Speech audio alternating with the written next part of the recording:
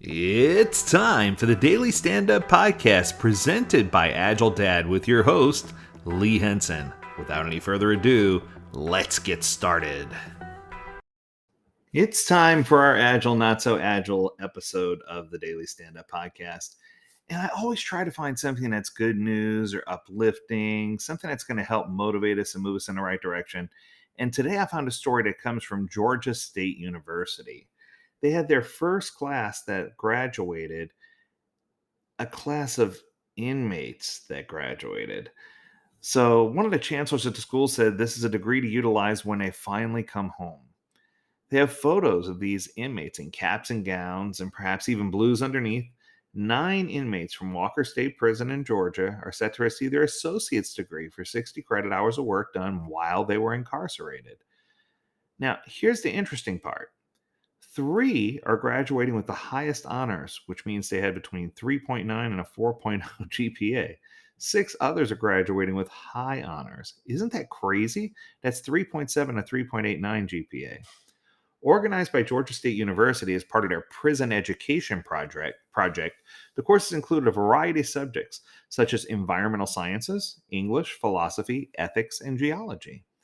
This program began in 2016 and offers college courses at Walker State Prison and Phillips State in Buford, and is currently offering enrichment courses at the federal U.S. Penitentiary in Atlanta. Now, I'm going to pause here for a second in the story. What I can tell you is I think this is absolutely incredible.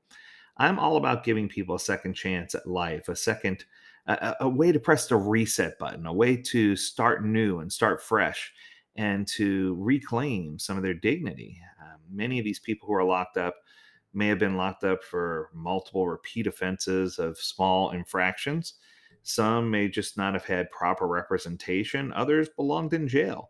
But the point is, this is something that restores hope in humanity for me.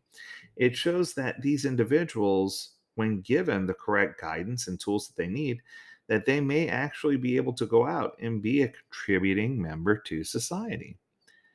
Not only have these students demonstrated they're critical thinkers by completing a degree, but they've also shown tremendous character to seek education and follow it through to the end, said President Blake of the university.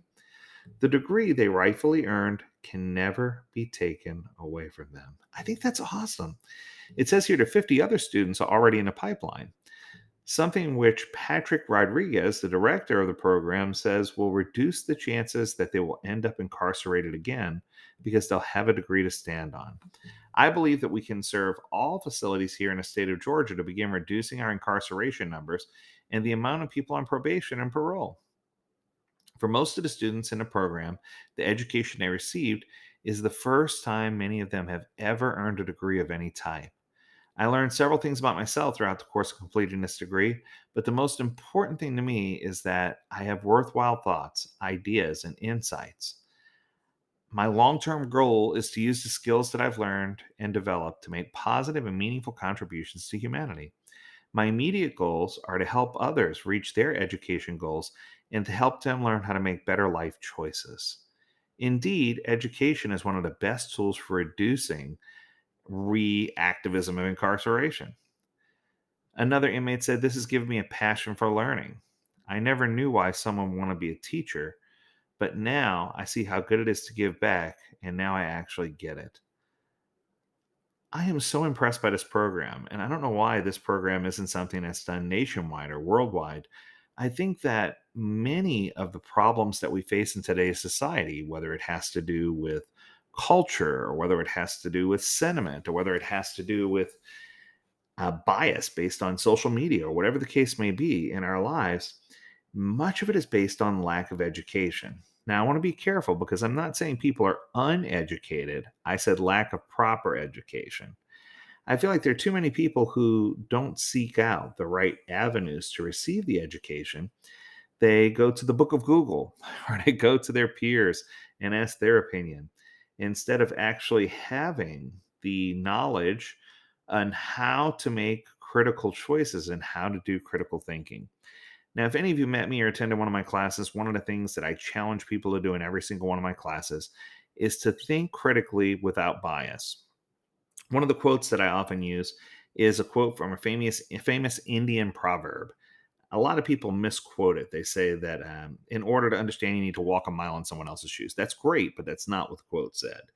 It said, in order to properly understand, not only do you need to walk a mile in someone else's shoes, but you need to take your own shoes off first, meaning that you have to walk without bias. And I think that this is the part that's interesting because if you look at this program that they've done with these inmates, even though it was just a small number, and the number of people who are excited to continue that program, I truly do believe that it's inspiring, it's uplifting, and it helps edify and prove that if people do apply what they know, and if people do figure out the best ways, the best strategies to think critically and make choices, that it can improve their quality of life and it can change their life forever. Because I know for certain that people make bad choices. Everyone does. I make bad choices. You make bad choices. But one bad choice shouldn't put us in a situation where we can't make changes ever again.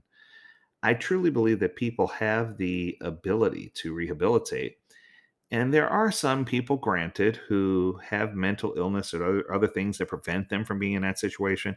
And for those people, I strongly believe that we need to provide a system of help to get them what they need in order for them to overcome, if possible, those mental anguish.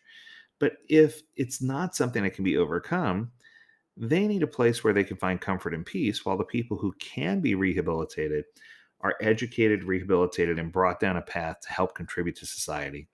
So, my challenge for you for this weekend and for next week is to try not to judge others, try not to have bias. Look at everyone for what they provide and what talents they have and what they bring to the table.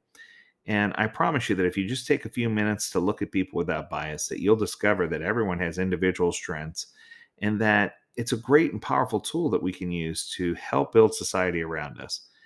People need to know that they're cared for. In fact, the quote goes, people don't care how much you know until they know how much you care.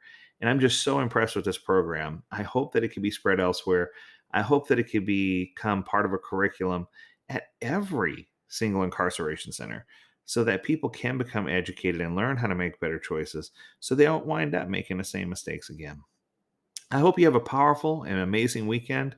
And until next Monday, I encourage you to stay healthy, stay well, and stay agile, my friends. Do take care.